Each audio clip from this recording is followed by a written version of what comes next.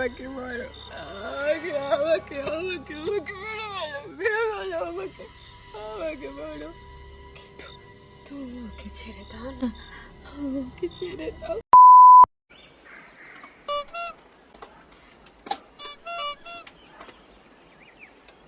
রিকশার হর্নের আওয়াজ শুনে ঘুরে তাকালো দয়াল।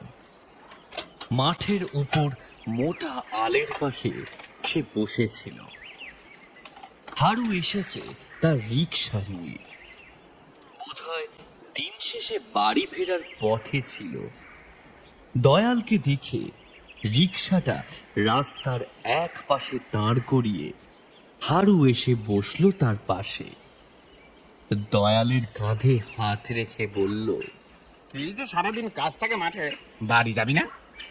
মাঠে তার সারাদিন কাজ নেই বটে, তবে দয়ালের বাড়ি না যাওয়ার কারণ আজ সকালেই তার বউয়ের সাথে চটাচটি হয়েছে।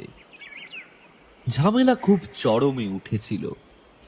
সে কথা হারুকে বলতেই হারু বলল, যা শালা, আবার ঝগড়া? কি যে রোজ হয় তোদের মাগবিন সাথে। দয়াল বিরক্ত মুখে বলল, ও মাগি খচ্চর আছে, সব সময় এটা ওটা কাজ নিয়ে খিটির খিটির করেই চলে। আজকে আর একটু হলে ধুমসে দিতুম একেবারে। পাগল, ওসব আবার কেউ করে নাকি? পরের ঘরের মেয়েকে দায়িত্ব নিয়ে ঘরে উঠিয়েছিস। মারামারি করিস না। সংসারে সুখে থাকতে গেলে অনেক সময় না চাইতেও বইয়ের কথা মেনে চলতে হয়। দীর্ঘশ্বাস ফেলে দয়াল বলল, যাই হোক, মেয়েটাকে ভালোবাসি তো, তাই গায়ে হাত তুলতে পারলুম না। ছাড় ছাড়, ওইসব দুঃখের কথা ভেবে লাভ নেই। কথায় আছে, সব দুঃখ ভুলে যাও, খালি মাল খাও আর মানুষ হও। অন্যদিন হলে হয়তো দয়াল না করতেও পারত, কিন্তু আজ সকালের দাম্পত্য কলহ তার মনকে নেশা করার জন্য কিরকম যেন ব্যাকুল করে তুলল। দয়াল বলল, তো খাবো কোথায়? ওই যে বটতলার পরে গায়ে ঢোকার মুখে যে ওই ভাঙা ভিটেটা পড়ে আছে না, ওখানে সন্ধ্যের পরে যাব। লোকে বলে ও জায়গা নাকি ভুতুরে। ছাই, ওসব ভূতুর যত ফালতু কথা। আর আমরা মাতালের জাত, গা দিয়ে মদের গন্ধ বেরোয়। ওই তেনারাও কাছে ঘেসবেন না।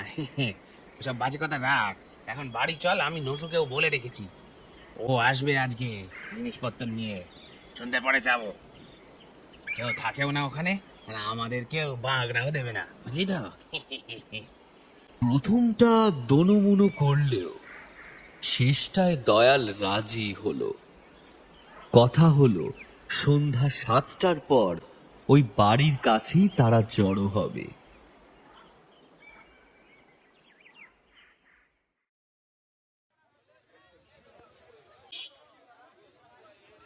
ও হারান কাকা, হারান কাকা।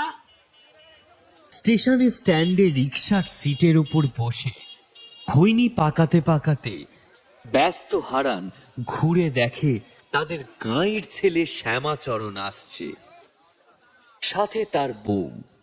শ্যামাচরণ হারানের সামনে এসে হাঁপাতে হাঁপাতে বলল, এই দেখো, আমি ভাবছিলাম যে গাড়ি টাড়ি বোধহয় কিছু পাবো না। উফ, ভাবলাম যে বড্ড দেরি হয়ে গেল হয়তো। যাক যাক, ভাগ্যিস তুমি আছো। হারান সিট থেকে নেমে দাঁড়িয়ে বলল, তা এত রাত করে এলি বৌমাকে নিয়ে? এই শরীরের এই অবস্থা, ওঠ ওঠ, তাড়াতাড়ি গাড়িতে ওঠ। শ্যামাচরণ এই গ্রামের ছেলে হলেও কাজের সূত্রে থাকে মফস্বলে। তার বউ মালিনী এখন পোয়াতি। এ সময় তার প্রয়োজন আদর যত্ন এবং খাওয়া দাওয়ার। ওখানে থেকে খাওয়া দাওয়া হলেও খাতির খুব একটা পেত না মালিনী, তাই তাকে নিয়ে শ্যামাচরণ ফিরছে দেশের বাড়ি। এখানেই মালিনী আজ থেকে থাকবে। পরিবারের সাথে থাকলে চিন্তামুক্ত থাকবে শ্যামাচরণ। গ্রামের মোরাম রাস্তার ওপর দিয়ে যেতে যেতে ছইয়ের ভেতর বসে বসে এসব কথাই হারানকে বলছিল শ্যামাচরণ। শহরের রাত খুব খুব বেশি না হলেও গ্রামের দিকে এই অনেক। রাস্তায় কোনো জনপ্রাণী নেই।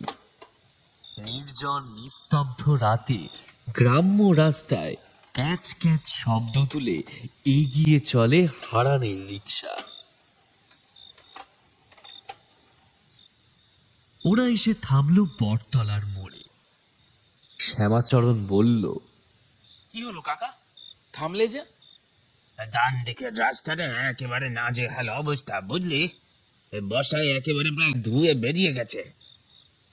রিক্সা নিয়ে যাওয়া যাবে না, তাই বলছিলাম যে আরে না না, ওদিক দিয়ে যাওয়ার দরকার নেই। তুমি বরং এই এই বাঁদিকের রাস্তাটা ধরো, এদিক দিয়ে তো আরো তাড়াতাড়ি হবে। হারান ঘুরে তাকালো শ্যামাচরণের দিকে, বলল, তুই বাইরে থাকিস রে শ্যামা, হয়তো জানিস না এদিকে রাস্তা খুব একটা ভালো নয়। এ নিয়ে গায়ে কত অকথা কুকথা ছড়িয়েছে। অমন রাতের বেলা আর বৌমার এই অবস্থায় এদিক দিয়ে যাওয়াটা কি ঠিক? শ্যামাচরণ গ্রামের ছেলে, তার পক্ষে হারান কাকার কথা বুঝতে পারা খুব একটা সমস্যার কিছু নয়। কিন্তু সে শিক্ষিত, শহরে কাজ করা ছেলে। শ্যামাচরণ বলল, ওসব বাজে কথা হারান কাকা। তুমি তুমি এদিক দিয়ে চলো তো, কিচ্ছু হবে না। এসব অন্ধবিশ্বাস ছাড়া কিছুই না। হারান আর কি বা বলবে? শ্যামাচরণের পীড়াপিড়িতে মনে মনে ইষ্ট নাম জপ করতে করতে সে বাঁ দিকের রাস্তায় ধরল। মালিনী ব্যাপারটা এতক্ষণ কিছু বুঝতে পারেনি। এবার সে তার স্বামীকে বলল, হ্যাঁ গো, কাকাবাবু কিসের কথা বলছেন? কি নিয়ে কুকথা ছড়িয়ে রয়েছে? ও সেরকম কিছু না, গ্রামে ঘরে এসব থাকে। তুমি তুমি এসব নিয়ে একদম ভেবো না, বুঝলে? এইসব পাড়া গাঁয়ে এরকম ঘটনা অনেক রটে, তুমি বাদ দাও এসব।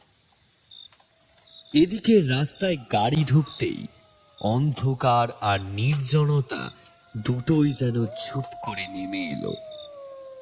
রাস্তার পাশে ঘন ঝোপ আর দুদিকে বিস্তীর্ণ মাঠ ছাড়া আর কিছুই নেই। মাঝে মাঝে দূর থেকে শেয়ালের ডাক ভেসে আসছে। ক্রমশ একটা ঠান্ডা হাওয়া যেন ছইয়ের ভেতর এসে কাঁপিয়ে দিয়ে যাচ্ছে মালিনীর শরীর। মালিনী চেপে ধরল শ্যামাচরণের হাত। শ্যামাচরণ বুঝতে পারে এতটা রাস্তা আসতে তার বউয়ের একটু কষ্ট হয়েছে। মালিনীর আরো পাশ ঘেঁষে বসে শ্যামাচরণ বলল, মালিনী, খুব খুব কষ্ট হচ্ছে তোমার? এই তো, আর বেশিক্ষণ না, এই তো আমরা এক্ষুনি পৌঁছে যাব। কি হলো কাকা? সামনের রাস্তা অন্ধকার। হারান মাথা চুলকে বলল, সেটাই তো বুঝতে পারছি না, এই সামনেটা অন্ধকার, কিসে যে ধাক্কা খেলো রিক্সাটা। এই নাও, আমাদের কাছে টর্চ রয়েছে, একটু দেখো তো সামনে কি ব্যাপার।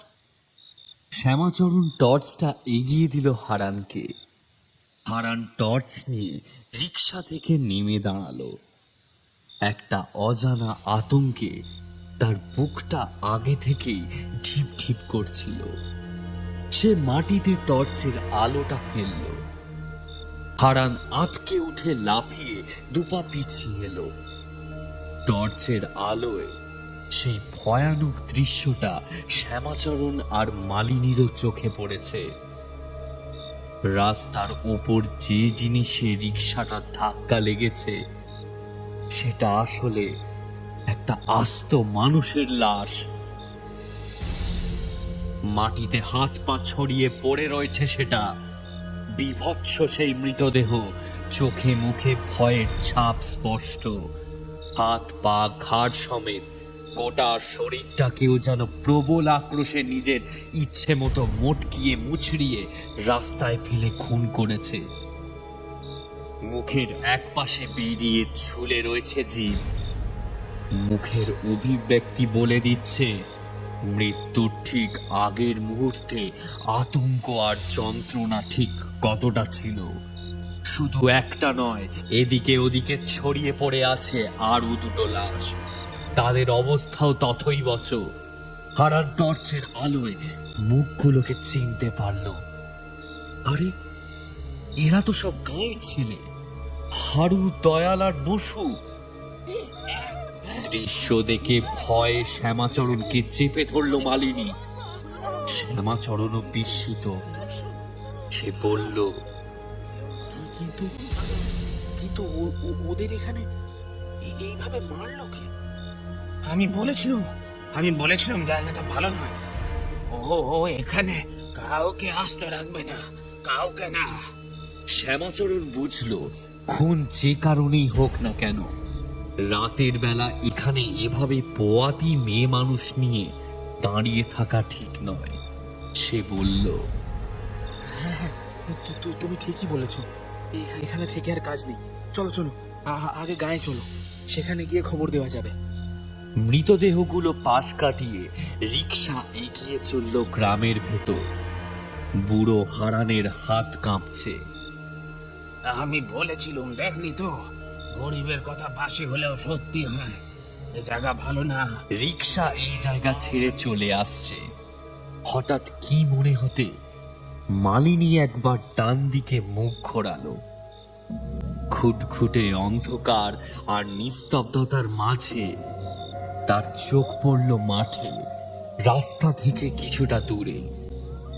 গাছগাছড়ায় ঘেরা একটা ভাঙা মাটির বাড়ি অন্ধকারে হঠাৎ দেখলে মনে হয় যেন কোনো ছোটখাটো দৈত্য গা ঢাকা দিয়ে ওঁত পেতে রয়েছে শিকার ধরার জন্য। দূরের মাঠ থেকে ভেসে এলো একটা শিয়ালের ডাক। বুকটা কিরকম যেন ছ্যাত করে উঠল মালিনীর। সে আবার ছইয়ের ভেতরে মুখ ঢুকিয়ে নিল।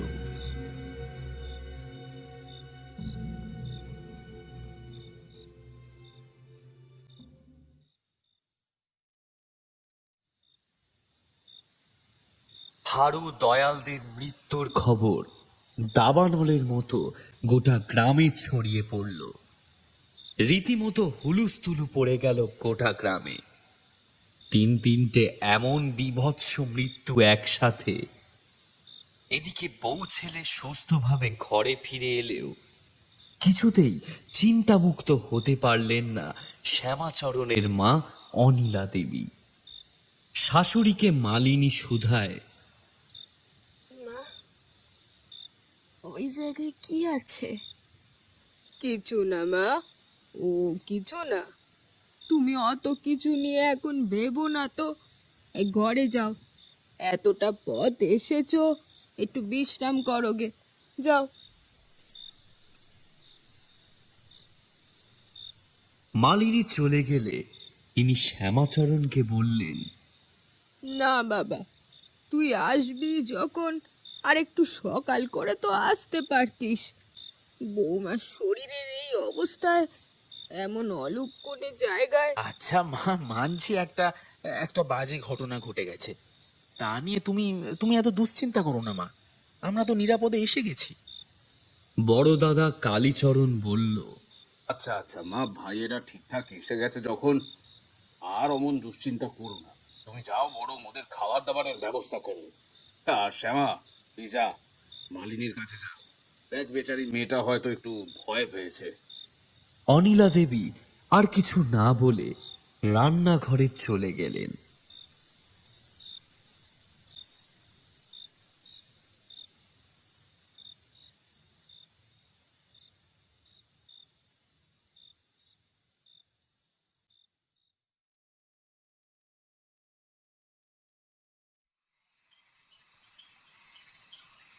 কয়েক ঘন্টা আগের কথা। চানাচুরের প্যাকেট আর কষা হাঁসের মাংস সামনে রাখল নসু। দয়াল সেদিকে তাকিয়ে বলল, বাবা, এ তো এলাহি কাণ্ড যে। নসু হেসে বলল, কষা হাঁসের মাংস যা কষিয়ে রেঁধেছিল, মুখে দিলেই একেবারে লিয়াই লিয়াই করবি। তারপর হারুর দিকে তাকিয়ে বলল, কই হারু ভাই, বের কর বের কর, না শুভ কাজে দেরি করতে লাই। হারু বাংলার বোতল, জল আর 3টে গ্লাস সামনে রেখে বলল। এই তোরা বানাতো, আমি একটু মুতে আসি। উঠে গেল হারু। মদের চাট নিয়ে ওরা বসেছে মাটির বাড়িটার ভেতরে। দয়াল এক টুকরো মাংস মুখে পুড়ে বলল, আহ, খাসা বানিয়েছিস। নে নে, তাড়াতাড়ি ঢাল। নশু গ্লাসে পরিমাণ মতো মদ ঢালতে লাগলো। আচমকা একটা বিকট আর্তনাদে চমকে উঠল ওরা। পরস্পরের দিকে তাকালো নশু আর দয়াল। এটা তো হারুর গলা। নশুর হাতে টর্চ রয়েছে। হারু, হারু, এই হারু, বলে ওরা এদিক ওদিক চিৎকার করতে লাগলো, কিন্তু হারুর আর কোনো সাড়া পাওয়া গেল না। ওরা সেই পুরনো পরিত্যক্ত ভিটের দালানে বসেছিল। সামনে উঠোনে ঝোপঝাড় আর চারিদিকে বড় বড় বাবলা তেঁতুলের ছড়া ডালপালায় ভরা। উঠোন পেরিয়েও জায়গাটা অবহেলায় পড়ে জঙ্গলে ভরে গিয়ে এই ভিটেটাকে পুরো আড়াল করে দিয়েছে। গ্রামে ঢোকার রাস্তাটা থেকে প্রায় কিছুই দেখা যায় না। সেখানে কোথাও একটা থেকে আসছে শব্দটা। ওরা দুজনে ছুটে গেল। একটা ঝোপের কাছাকাছি এসে নশু হঠাৎ দেখে ঝোপের কাছে কে যেন মাটিতে উপুড় হয়ে পড়ে আছে। ঝুঁকে সেটা দেখতে গেল নশু। চমকে উঠে নশু ঘুরে তাকালো। এবার চিৎকারটা দয়ালের। টর্চের আলোয় নশু দেখলো মাত্র কয়েক হাত দূরে দাঁড়িয়ে আছে দয়াল, আর পেছন থেকে কেউ যেন ওর ঘাড়টা চেপে ধরেছে। নশুর চোখের সামনেই সে দয়ালের ঘাড়টা মটমট শব্দে সম্পূর্ণ উল্টো দিকে ঘুরিয়ে দিল। দয়ালের শরীরটা নেতিয়ে পড়ল মাটিতে। নশু হতভম্বের মতো দাঁড়িয়ে রইল। তার সামনে এখন চেয়ে দাঁড়িয়ে রয়েছে সে কি? আপাতমস্তক লাল কাপড়ে ঢাকা একটা স্ত্রীলোক। টর্চের আলোয় তার মুখ দেখে ভয়ে আঁতকে উঠল নশু। মুখের অর্ধেকটা ঢেকেছে ঘোমটা দিয়ে, আর বাকি অর্ধেকটায় চামড়া মাংসের লেশ মাত্র নেই। কেবল বিকৃত বিভৎস দাঁতের হাসি আর চোখের কোটরে জলজল করছে একটা অগ্নিপিণ্ড। পলকের নিমেষে লিকলিকে নখ বিশিষ্ট একটা হাত এসে চেপে ধরল নশুর গলা।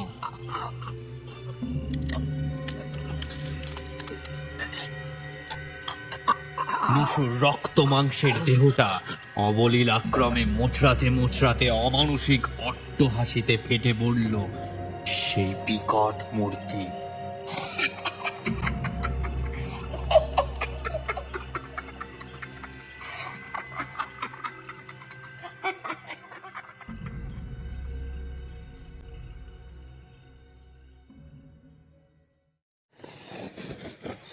বিছানায় উঠে বসে হাঁপাতে লাগলো মালিনী। কি বিভৎস স্বপ্ন সে দেখছিল এতক্ষণ। গোটা শরীর তার ঘামে ভিজে গিয়েছে। টেবিলে রাখা জলের ঘটিটা নিয়ে ঠক ঠক করে জল গলায় ঢালল। এদিকে ঘুম ভেঙে উঠে বসেছে শ্যামাচরণ। সে বলল,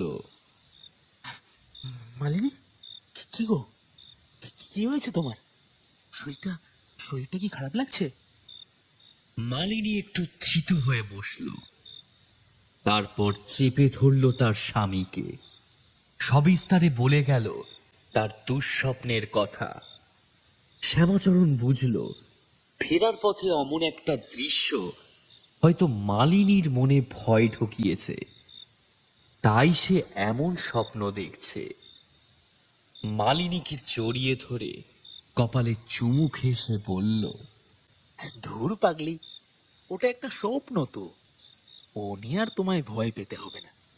এই তো এই দেখো, আমি তো আছি তোমার কাছে, তোমার পাশে বসে আছি। না, লক্ষ্মী সোনার মতো এবার চোখ বুজে ঘুমিয়ে পড়ো।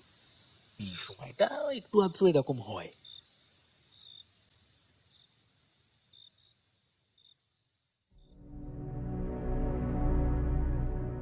কিন্তু শ্যামাচরণের বাক্যমিষ্টতা মালিনীর দুশ্চিন্তার তিক্ততাকে এমন কিছু প্রশমিত করতে পারল না। অজানা একটা আতঙ্ক তার মনে থেকেই গেল। দিন দিন মালিনীর শরীরটাও একটু খারাপ হতে লাগলো।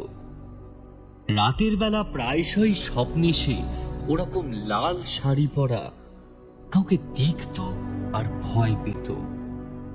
ব্যাপারটা বাড়ির অন্যান্য পুরুষেরা স্বাভাবিক বা শারীরিক অসুস্থতা হিসেবে মেনে নিলেও অনিলা দেবীর মন কু ডাকতে লাগলো। একদিন শ্যামাচরণকে ডেকে তিনি বললেন, বাবা শ্যামা, তোকে একটা ভালো কথা বলবো। তুই বরং বৌমাকে নিয়ে শহরে ফিরে যা। এখানে দেখছিস তো মেয়েটার শরীরটা কেমন খারাপ হচ্ছে। ওখানে গেলে তোরাও ভালো থাকবি। শ্যামাচরণ বলল, কি ব্যাপার বলো তো মা? তুমি তুমি হঠাৎ আমাদের চলে যেতে বলছো? আমি তো এখানে এসেছি যাতে মালিনীর শরীরের এই অবস্থায় ওর যত্ন আত্তি ভালোভাবে হয়। কোনো মাই তো আর তার ছেলে মেয়েকে এভাবে চলে যেতে বলতে পারে না বাবা। কিন্তু কি করব বল, মালিনী পোয়াতি। আমার কেন জানি না মনে হচ্ছে অশুভ কিছু নজর পড়েছে ওর ওপর। সেদিন যে রাস্তা দিয়ে তোরা এসেছিলিস। আচ্ছা মা, তুমি একটা কথা বলো আমায়, ওখানে কি কোনো ভূত প্রেত থাকে যে ওখান থেকে তার ভয় আমরা লুকিয়ে পালিয়ে বেড়াবো? এবার মুখ খুলল কালীচরণ। দেখ শ্যামা, তুই মানিস আর নাই মানিস, গায়ের অবস্থা কিন্তু একদম ভালো নয়। তিনটে জোয়ান ছেলে এমন খুন হয়েছে, লোকজন দিনের বেলা ও রাস্তা মারাতে চাইছে না। আমার মতে না ভুল কিছু বলেনি কিন্তু। ছোট ভাই দুর্গাচরণ বলল, তাছাড়া গায়ের লোক সবাই বলা বলি করছে ওখানে এমন কেউ থাকে যে নাকি কাউকে ও পথ মারাতে দেয় না। ওই নসু হারুরা ওখানে রাতে মদ গিলতে গিয়েই এই অবস্থা। মেজদা, তুই বরং এই সময়টা বৌদির কথা ভেবে বাইরেই থাক, অন্তত বাচ্চাটা সুস্থভাবে হয়ে যাক, তারপর না হয়। শ্যামাচরণের এখানে আর কি বা বলার থাকতে পারে? ভূত প্রেত অস্বীকার করলেও যেভাবে তার বউয়ের শরীর প্রতিদিন দুর্বল হচ্ছে, প্রতি রাতে সে স্বপ্ন দেখে ভয় পাচ্ছে, তাতে করে শহরের পরিবেশে গেলে হয়তো তার দেহ মনের উন্নতি হবে। আজ শনিবার, এমনিতেও কাল শ্যামাচরণকে ফিরতেই হতো। তার তো আর কাজ কামাই করলে চলবে না।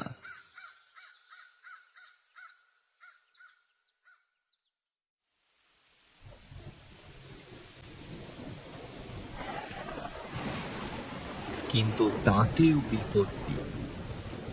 যাওয়ার দিন সকাল থেকে শুরু বৃষ্টি। সে বৃষ্টি আর থামার লক্ষণ নেই। তবে বিকালের দিকে বৃষ্টিটা একটু ধরল। শ্যামাচরণ দেখল একটা ট্রেন রয়েছে, ধরতে পারলে রাত হলেও পৌঁছানো যাবে। যেমন ভাবা তেমনি কাজ। ছোট ভাই দুর্গাচরণ তড়িঘড়ি গ্রামের হারান কাকাকে বলে রিকশার ব্যবস্থা করে রাখল। তখন সন্ধ্যা 6টা। তবে শ্রাবণ মাস, এখনো পুরো অন্ধকার হয়নি। হারান রিকশা নিয়ে হাজির। শ্যামাচরণ আর মালিনীর ব্যাগপত্র নিয়ে বাড়ির সবাইকে বিদায় জানিয়ে তাতে চড়ে বসল। হারান বলল, চল চল, যতটা তাড়াতাড়ি সম্ভব তোদের দিয়ে আসা যায় দিয়ে আসে। সন্ধে বেশি হয়নি, মায়ের দয়ায় আর কোনো সমস্যা যেন না হয় বাবা। জল কাদা ভরা রাস্তায় ক্যাচ ক্যাচে শব্দে রিক্সা গ্রামের রাস্তার পাঁকে মিলিয়ে গেল। অনিলা দেবী তাকিয়ে রইলেন সেদিকে। যতক্ষণ না তার ছেলে বা বউ ঠিকঠাক পৌঁছাচ্ছে শহরে, তার মন শান্ত হবে না। কিন্তু শ্যামাচরণরা স্বপ্নেও ভাবেনি অশান্তির জল কত দূর গড়িয়েছে।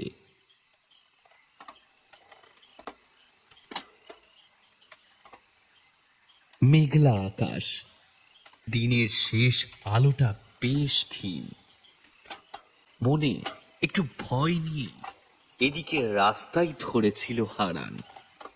জলকাদায় ওই অন্য দিক দিয়ে যাওয়ার জো নেই, কিন্তু গ্রামের মুখে মাঠের পাশে ওই ভাঙা মাটির বাড়ির কাছাকাছি আসতেই হারান গাড়ি থামাতে বাধ্য হলো। আলো আঁধারে তাদের সামনে রাস্তার উপর কেউ যেন দাঁড়িয়ে রয়েছে। তার চোখ মুখ ভালো করে দেখা যাচ্ছে না বটে, তবে মূর্তি স্ত্রীলোকের। সাঁঝের বেলায় গ্রামের পথে ঘাটে অনেক স্ত্রীলোককেই দেখা যেতে পারে, কিন্তু এমন অদ্ভুত ভাবে পথ আগলে ওরকম পাথরের মূর্তির মতো কে দাঁড়িয়ে থাকে? হারানের গলা শুকিয়ে কাঠ হয়ে এসেছে। শ্যামাচরণ বলল, কি হলো কাকা? ওটা ওটা কে? হারানের মুখ দিয়ে কথা সরছে না। শ্যামাচরণ গলা বাড়িয়ে স্ত্রীলোকটির উদ্দেশ্যে বলল, আরে আপনি কে? অমন দাঁড়িয়ে রইলেন যে? সরে যান, আমাদের আমাদের ট্রেন ধরতে হবে তো। আচমকা গাছে উড়ে ওঠা একটা তীব্র বিদ্যুতের ঝলকানি, আর সেই সাথে পরিষ্কার হয়ে উঠল সেই ছাই রঙা মূর্তিটা।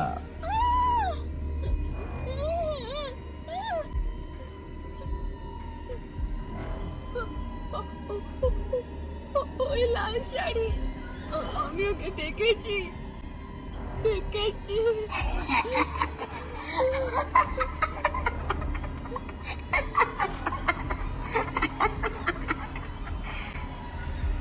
তোরা যে কোথাও যেতে পারবি না। এই গায়ে তোদের থাকতে হবে। আরে আচ্ছা, মুশকিল তো। কি মশকরা শুরু করেছেন আপনি? কে আপনি? শ্যামাচরণের মুখের কথা থেমে গেছে। চোখের সামনে সে যা দেখছে তা আদৌ ঠিক দেখছে তো? মেয়ে মানুষটা দাঁড়িয়ে রয়েছে ঠিকই, কিন্তু তার পা মাটিতে ঠেকে নেই, বরং মাটি থেকে কিছুটা ওপরে শূন্যে ভাসছে। কিরে, থামলে কেন? বল। আমার ইচ্ছের বাইরে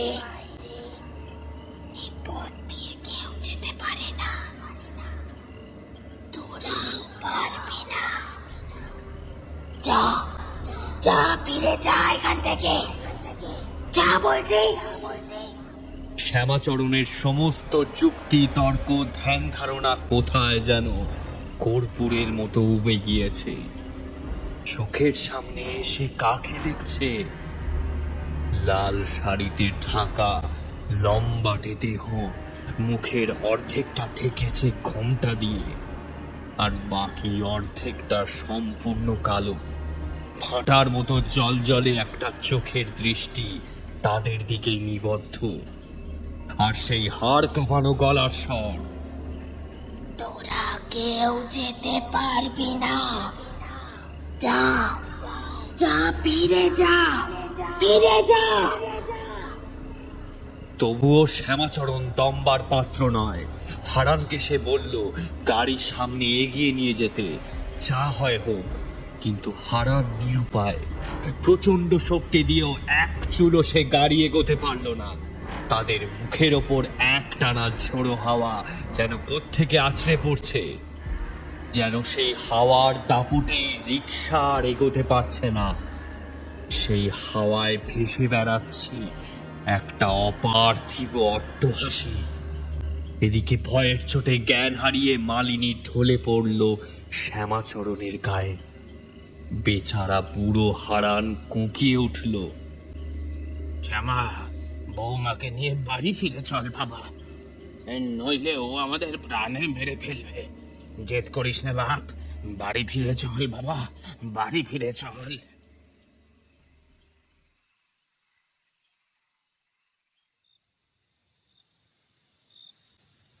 তখন সন্ধ্যার ঘন অন্ধকার নেমে এসেছে গ্রামের মাটিতে। আকাশে ঘন ঘন মেঘ গর্জন করছে, যেন তারাও এই গ্রামের মানুষগুলোকে সাবধান করে দিতে চাইছে। বাড়িতে এনে চোখে মুখে জল দিয়ে জ্ঞান ফেরানো হয়েছে মালিনী। সব কথা শুনে অনিলা দেবী কাঁদতে কাঁদতে জড়িয়ে আগলে রেখেছিলেন মালিনীকে। পরিস্থিতি খানিক স্বাভাবিক হলে বাড়ির বড় ছেলে কালীচরণ বলল, থাক শ্যামা, তোরা বরং এখানেই থেকে যা, আর গিয়ে কাজ নেই, যা হবে দেখা যাবে কোন। অগত্যা শ্বশুর বাড়িতেই থাকতে শুরু করলো মালিনী। কিন্তু শ্যামাচরণের কাজ তো মফস্বলে, এভাবে কাজ ফেলে তার তো আর ঘরে বসে থাকা যায় না। সে এখান থেকেই কষ্ট করে ডেইলি প্যাসেঞ্জারি শুরু করলো। রোজ ভোরে বেরিয়ে আবার ফিরে আসতো সন্ধ্যার ঠিক আগে আগেই। এভাবেই নির্বিঘ্নে চলতে লাগলো মাসের পর মাস। মালিনীর অসুস্থতাও একটু কমলো। ক্রমশ তার প্রসবের সময় এগিয়ে আসছে, কিন্তু প্রায়শই রাতে সে ওই লাল শাড়ি পরা বউটাকে স্বপ্নে দেখত, যেন হাত ছানি দিয়ে ডাকছে। কখনো দেখত কারা যেন তাকে গলায় গামছার ফাঁস দিয়ে মারছে, আবার কখনো দেখত তার চোখের সামনে শ্যামাচরণকে মেরে পুঁতে দেওয়া হচ্ছে। ভয় পেয়ে চিৎকার করে উঠত মালিনী, তবে তার বেশি আর কিছুই হতো না।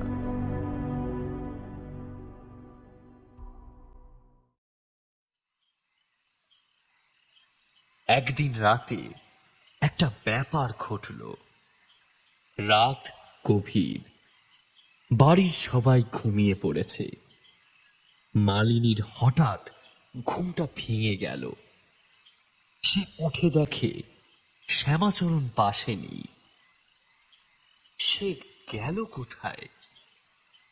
এমন সময় দরজার বাইরে কাদের যেন ফিসফিস করে গলার শব্দ কানে এলো তার। এত রাতে কি ব্যাপার? চোখ রোগড়ে মালিনী উঠে গেল। দরজা খুলেই দেখে বাইরে বারান্দায় তার দিকে পিছন ফিরে দাঁড়িয়ে শ্যামাচরণ। উঠোনে দাঁড়ানো কার সাথে যেন কথা বলছে।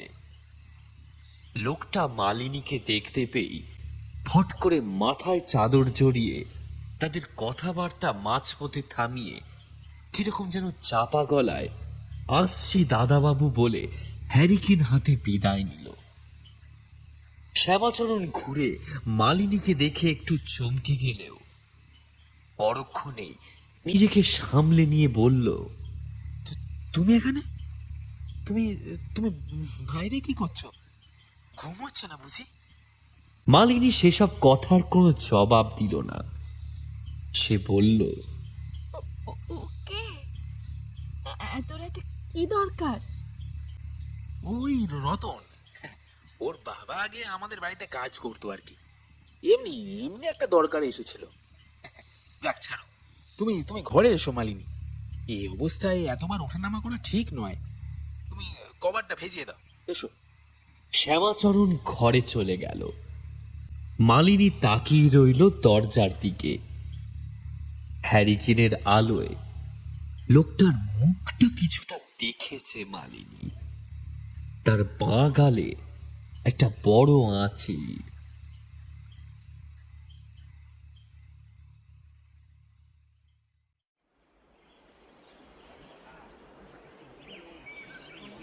পরদিন সকালে মালিনী ঘুম থেকে উঠে দেখে এক সাংঘাতিক ব্যাপার।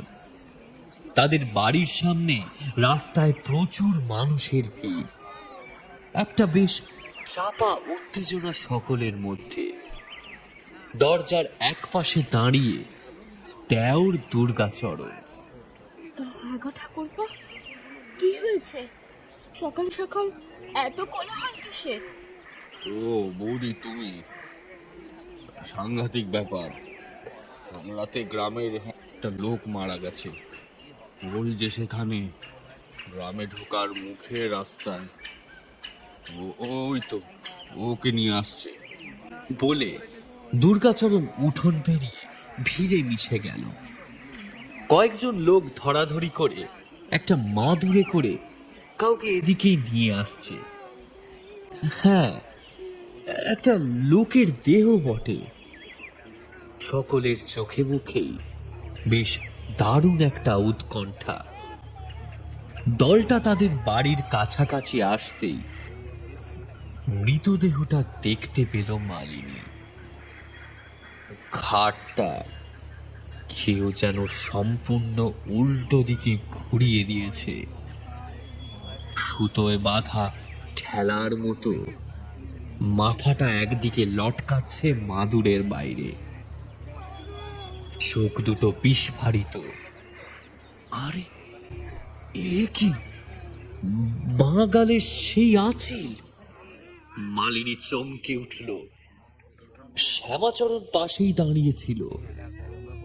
মালিনী তার কাছে গিয়ে চাপা স্বরে বলল, হ্যাঁ গো, ওই লোকটাই তো কাল তোমার কাছে এসেছিল। মানে হ্যাঁ, এই এসেছিল, তারপর তো চলেও গিয়েছিল। তুমি তো দেখলে। কি থেকে যে কি হয়ে গেল কিছুই বুঝতে পারছি না। যাকে বাদ দাও, তুমি ঘরে এসো। মালিনীর মনে কিন্তু খটকাটা রয়েই গেল।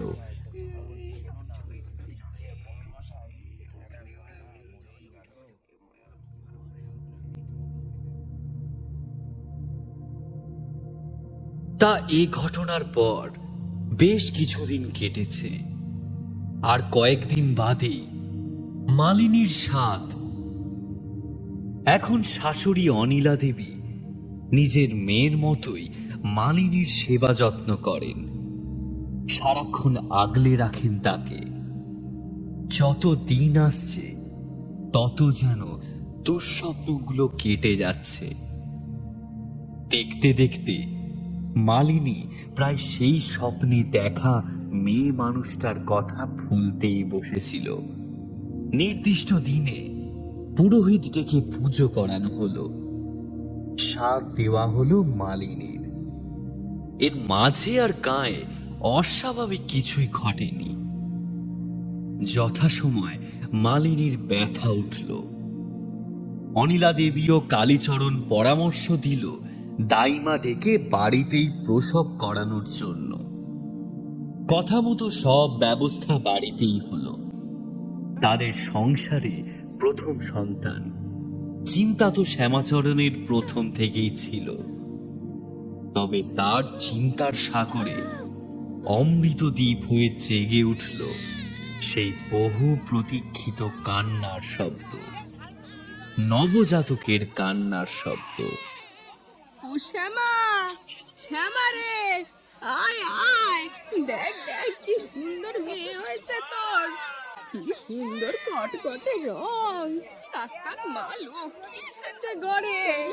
অনিলা দি, বুঝলিবার মিষ্টি মুখ করাও, ঘরে মা লক্ষ্মী এসেছে। দেখো দেখো, লজ্জায় আর বউয়ের মুখ একদম ধরে না।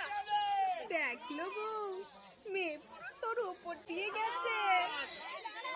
ইত্যাদি নানান রকম কথায় মুখরিত হয়ে উঠল নবজাতকের আগমনক্ষণ।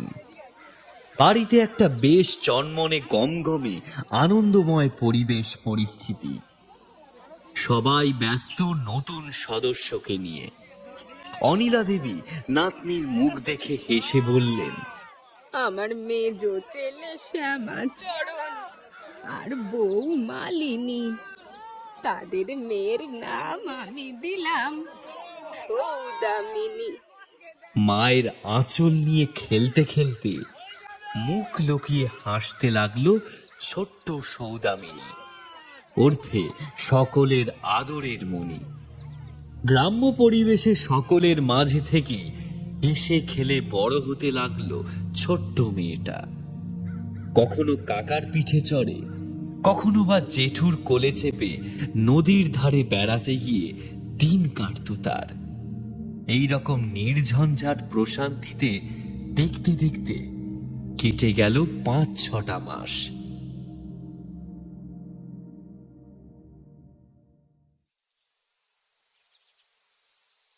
সময় হয়েছে সৌদামিনীর মুখে ভাত দেওয়ার। সে ব্যাপারেই একদিন দুপুরবেলা রোয়াকে বসে ছেলেদের সাথে কথা বলছিলেন অনিলা দেবী। দুর্গাচরণ বলল, দেখেছো মা, আমাদের ছোট্ট মণিমা বাড়িতে আসার পর থেকেই গোটা বাড়িতে কিরকম গম গম করছে। গোটা গ্রামও যেন মেতে আমাদের ছোট্ট মণিমাকে নিয়ে। তাছাড়া গ্রামের লোকের জীবনে কি যে নরক যন্ত্রণা শুরু হয়েছিল রে বাবা। মুখে মিঠা পান পুড়ে চিবোতে চিবোতে অনিলা দেবী বললেন, সবই আমার দিদি ভাইয়ের জন্য। এমনি এমনি কি আর বলে যে শিশুরা নারায়ণ? আমার দিদি ভাই এসেছে যখন, সব বাধা বিপত্তি দূর হয়ে যাবে এবার।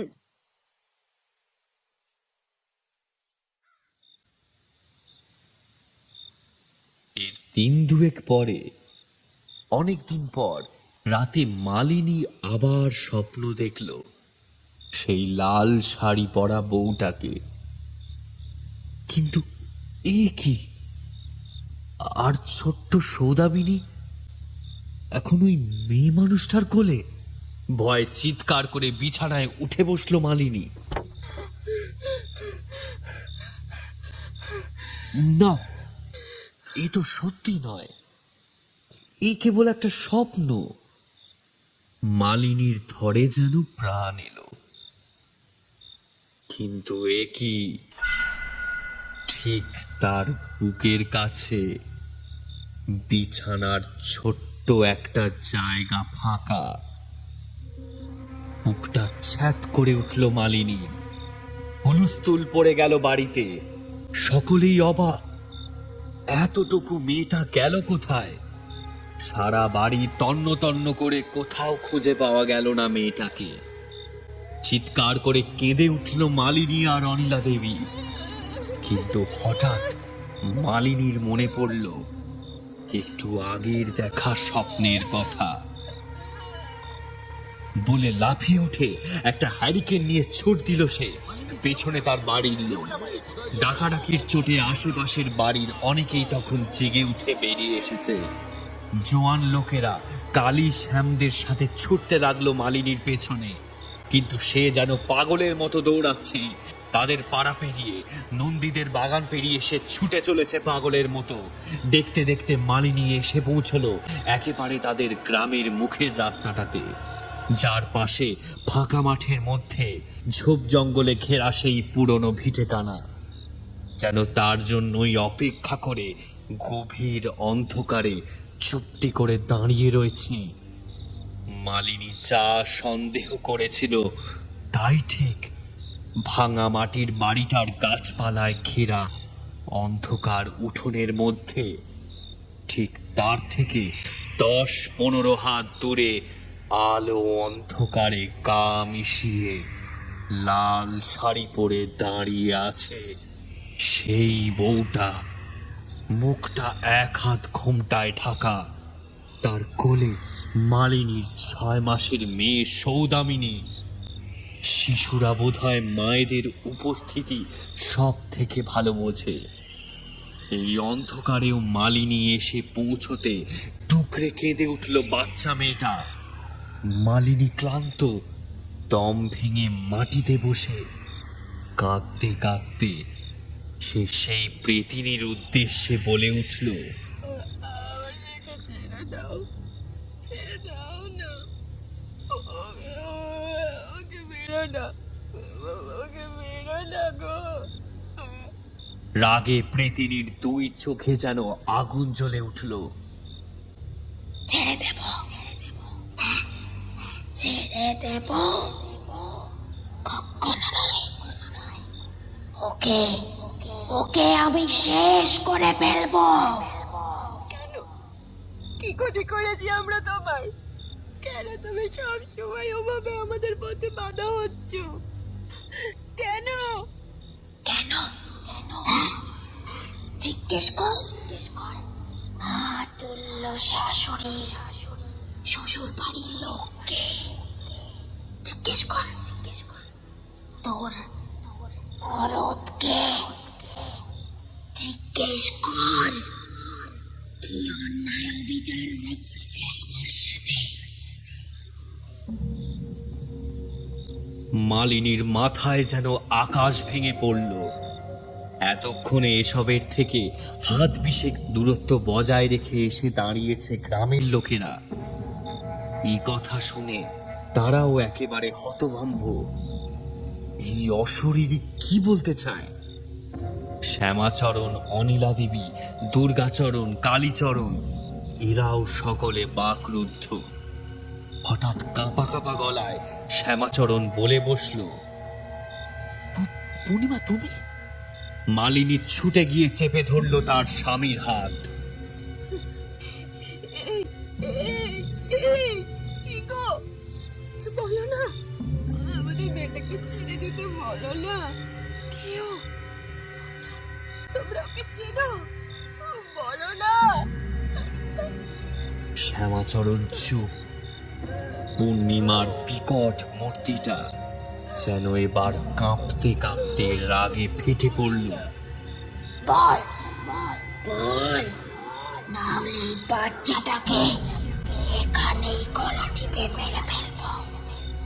বল আগে, বল শয়তান। অনিলা দেবী কিছু বলতে এগিয়ে এলে শ্যামাচরণ তাকে বাধা দেয়। উপস্থিত সকলের দিকে একবার চোখ বলিয়ে নিয়ে মাথা নিচু করে সে বলতে থাকে এক অজানা অভিশপ্ত ইতিহাস। পূর্ণিমা, ও আসলে পূর্ণিমা। আজ থেকে প্রায় 7-8 বছর আগেকার কথা। পূর্ণিমা তখন কাজ করতো আমাদের বাড়িতে। আজকে আমরা যে জমিতে দাঁড়িয়ে রয়েছি সেটা পূর্ণিমার স্বামী সুজন মণ্ডলের। ওই ভাঙা মাটির যে ঘরখানা, ওইটাই ওদের বাস্তুভিটা। এই পাশের মাঠে চাষের জমি ছিল ওদের। কিন্তু একবার এই জমি আমাদের অত্যন্ত প্রয়োজন হয়ে পড়লো। আমরা 3 ভাই চেয়েছিলাম যে এখানে একটা চালের মিল খুলবো। আসলে এর পেছনেই আমাদের প্রচুর জমি জমা রয়েছে। শুধু বড় রাস্তা দিয়ে মাল আমদানি রপ্তানির পথে বাধা হয়ে দাঁড়িয়েছিল এই পূর্ণিমাদের ভিটেটা। সুজনকে আমরা অনেকবার বলি যে এই জমিটা ছেড়ে দেওয়ার জন্য। ওকে আমরা অনেক টাকাও দেবো বলেছিলাম। তারপর ব্যবসায় চাকরির লোভও দেখাই। কিন্তু বেটা সুজন কিছুতেই রাজি হয় না। পূর্ণিমা আমাদের বাড়িতে কাজ করতো বটে, কিন্তু এইসব ব্যাপারে ও কিছু জানতো না। আমাদের এই নিয়ে যা কথাবার্তা হতো সবই সুজন মণ্ডলের সাথে। কিন্তু আমাদের মতো পয়সাওয়ালা পরিবারকে এই হতদরিদ্র সুজন এভাবে মুখের ওপর না করে দেবে। আমাদের বাড়ির তো একটা নাম ডাক আছে, তাই না? ব্যাপারটা আমাদের ঠিক হজম হলো না। শেষটায় একদিন মায়ের সাথে পরামর্শ করলাম যে আমরা রাতে এখানে ওর সাথে কথা বলবো। যা হয় হোক, ওই জমিটা আমাদের পেতেই হবে। আমরা পাওয়ার জন্য যত দূর যেতে হয় তত দূর আমরা যাব। আমরা রাতে এই জমিতে ডাকলাম সুজনকে। দেখ সুজন, অনেকবার তোকে বাবা বাছা করে কয়েছি, এবার ভালোই ভালোই কইছি, জমিটা দিয়ে দে, না হলে কিন্তু ভারী মাসুল গুনতে হবে, এই বলে দিলুম। না না, এ জমি আমি দেব না। এ আমার বাপ ঠাকুরদার বিটে, আমার সুখের সংসার রয়েছে এর ওপর। এ আমার বাস্তু, আপনাদের অনেক টাকার ক্ষমতা, কিন্তু ও টাকা দিয়ে আমাকে আর আমার জমি আপনারা কিনতে পারবেন না। ওয়ারের বাচ্চা, তোর সংসার শেষ করে দিতে আমাদের এক মুহূর্ত সময় লাগবে না। শেষ করে দেবো তোদের। ভালোই ভালোই জমিটা দিয়ে দে বলছি। আর একদম বাজে কথা বলবেন না। আপনাদের অনেক টাকার জোট, তাই বলে আমার ভিটেতে দাঁড়িয়ে আমার সাথে এসব ছোট লোক মনে করবেন না। আমাদের ছোট লোক বলা তোরে রে? দেখ শালা, ছোট লোকে কি করতে পারে, হ্যাঁ? আমাদের আমাদের তিনজনের সাথে সুজনের হাতাহাতি বেঁধে গেল। আর আর সেই রাতে আমিও মদ খেয়েছিলাম। তার উপর সুজনের এইসব কথায় আমার আমার মাথায় একেবারে একেবারে রক্ত উঠে গিয়েছিল। মদের বোতলটা আমার কোমরে জড়ানোই ছিল। আর রাগের মাথায় আমি আমি ভারী বিলেতি কাঁচের বোতলটা সপাটে বসিয়ে দিই একদম সুজনের মাথায়। আর সুজন একটা কাটা পাঁঠার মতো ছটফট করতে করতে মাটিতে পড়ে যায়। আর সঙ্গে সঙ্গে বেটা মারা যায় ওখানে। আমরা আমরা কেউ ওকে মারতে চাইনি, বিশ্বাস করুন। আমরা কেউ ওকে মারতে চাইনি। আর আর আমরা তখনও বুঝতে পারিনি যে যে এত কাণ্ড এতক্ষণ ধরে আড়াল থেকে দাঁড়িয়ে দেখছে পূর্ণিমা। আসলে আসলে শাক দিয়ে কি আর মাছ ঢাকা যায়? ও ও আমাদের বাড়িতে কাজ করতো, আর আর অল্প অল্প করে সবই আঁচ করতে পেরেছিল। ওই দিন রাতেও ও আমাদের পিছু পিছু এখানে এসেছিল আমাদের বাড়ি থেকে। আমরা তিন ভাইয়ের মধ্যে কেউই টের পাইনি। সে যে কখন লুকিয়ে লুকিয়ে এসবের ওপর নজর রাখছে আমরা কেউ বুঝতে পারিনি। কিন্তু কিন্তু চোখের সামনে স্বামীর এই অবস্থা থেকে সে আর লুকিয়ে থাকতে পারলো না। ঝোপ ঝাড়ের আড়াল থেকে বেরিয়ে এসে রাগে একেবারে ফেটে পড়লো আমাদের ওপর। দাদা বাবু, আপনারা আমারে কি সর্বনাশ করলেন? আমরা তখন নিজেদের অকাজ দেখে নিজেরাই স্তম্ভিত। আমরা মানুষ খুন করে ফেলেছি। আর এদিকে পূর্ণিমা আমাদের সেই অবস্থায় দেখে ফেলেছে। কিন্তু কি জানি, সেই রাতে আমাদের মাথায় যেন এক পিশাচ বাসা বেঁধেছিল। মনে হলো যে একটা খুন যখন করেই ফেলেছি, আর একটা করতে তো কোনো বাধা নেই। আর না করলেই যে বরং বিপদ। বুঝলাম যে পূর্ণিমাকে যদি বাঁচিয়ে রাখি তাহলে আমাদের সব কটাকে জেলের খানি টানতে হবে। আর সেটা তো হতে দেওয়া যায় না। তাই জীবনের সব থেকে বড় ভুলটা আমরা ওখানেই করে বসলাম। সামান্য চলে বলে ওর কাছে পৌঁছে আমি আর বর্দা ওর হাত পা একেবারে শক্ত করে চেপে ধরলাম। আর ভাই পূর্ণিমার গলায় গামছার ফাঁস জড়িয়ে নিজের গায়ের সবটুকু জোর দিয়ে দম বন্ধ করে তাকে মাটিতে ফেলে খুন করে ফেললো। অভাগা দম্পতির সংসার শেষ করে ওদের এইখানে মাটি চাপা দিয়ে দিলাম আমরা। আর দেখলাম যে গ্রামের মানুষজনদেরও তেমন কোনো হেলদোল নেই। কেউ বেশি উচ্চবাচ্য করলো না কিছু। মালিকের অবর্তমানে এই জমি উঠলো পঞ্চায়েতের হাতে। আর আমরা খুব সহজেই সেটা কিনে ফেললাম। এই সব করে জমি আমাদের হলো বটে, কিন্তু ব্যবসা আমরা শুরু করতে পারিনি। প্রতিবারই নানাভাবে নানা অদ্ভুত উল্টো পাল্টা বাধা আসতে লাগলো। এই জমিটা আমরা যেন পেয়েও পেলাম না। কাজেই ব্যবসার আশা আমরা ছেড়ে দিলাম সবাই। শ্যামাচরণ থামল। মালিনী পাথরের মূর্তির মতো দাঁড়িয়ে তার দিকে তাকিয়ে। এতক্ষণে কি শুনে গেল সে? তার হঠাৎ মনে পড়ে গেল নিজের স্বপ্নের কথা। কারা যেন তার গলায় ফাঁস জড়িয়ে মারছে, খুন করছে তার স্বামীকে। এসব কি তবে পূর্ণিমার সাথে হয়ে চলা অন্যায়েরই একরকম প্রতিচ্ছবি? গ্রামের লোকদের মধ্যে একটা চাপা গুঞ্জন শুরু হয়েছে। পূর্ণিমার সুজন মণ্ডলের লোপাট হবার রহস্য তবে এই। পূর্ণিমার আগে গর্জন করে উঠল, ওরে শয়তান, তোরা তবু আমাকে মারলেও আমি মেনে নিতাম, কিন্তু তোরা নরকের পিশাচগুলো আমার সাথে আমার স্বাদ, আমার স্বপ্ন সবকিছু শেষ করে দিলি। সব কিছুর গলা টিপে খুন করলে। মরার সময় আমি 3 মাসের পেট নিয়ে মরেছি। আমাদের ভবিষ্যৎ, আমাদের আশা ভরসা একটু একটু করে বড় হচ্ছে আমার পেটে। সেই আশাকেও তোরা শেষ করে দিলি, সেই আশাকেও তোরা শেষ করে দিলি। আর আজ আমার প্রতিশোধের পালা। তোদের ভবিষ্যৎ তোদের চোখের সামনে শেষ করব আমি। পূর্ণিমার প্রেতাত্মা চেপে ধরল ছোট্ট সৌদামিনীর গলা। চিৎকার করে কেঁদে উঠল বাচ্চাটা। তুমি এই বাচ্চাটাকে মেরো না গো, ওকে মেরো না।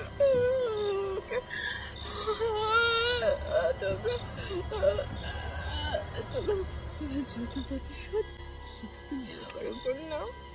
আমাকে মারো, আমাকে আমাকে আমাকে আমাকে মেরো মারো, আমাকে আমাকে মারো, কিন্তু ওকে ছেড়ে দাও না, ওকে ছেড়ে দাও, ওকে ছেড়ে দাও না।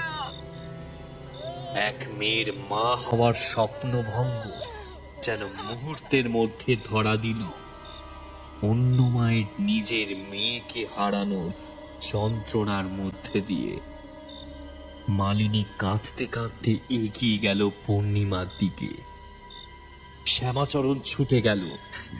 মালিনী, মালিনী, এই কাজ করো না তুমি মালিনী, মালিনী। এরপর যা ঘটল তা হয়তো শ্যামাচরণ নিজেও স্বপ্নেও কল্পনা করেনি।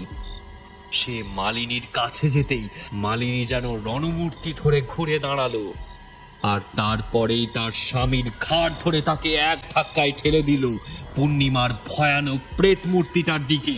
পলকের নিমেষে পূর্ণিমা বাচ্চাটিকে মাটিতে নামিয়ে রেখে চেপে ধরল শ্যামাচরণের গলা।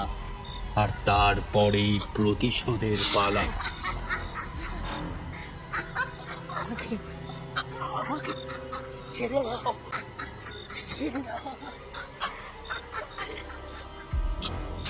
সকলের চোখের সামনে সে হাসতে হাসতে একটা লম্বা হাতে শ্যামাচরণের গোটা মাথাটা ধরে মট করে সম্পূর্ণ উল্টো দিকে ঘুরিয়ে দিল। শ্যামাচরণের নিথর শরীরটা কাটা কলা গাছের মতো পড়ে গেল মাটিতে। পাপের দায় থেকে মুক্তি পায় না কেউ। কর্মের ফল সকলকেই ভোগ করতে হয়। স্বয়ং ঈশ্বরও কর্মফল থেকে মুক্তি পাননি। এই অজপাড়া গাঁয়ের শ্যামাচরণ গাঙ্গুলি কোথাকার কে?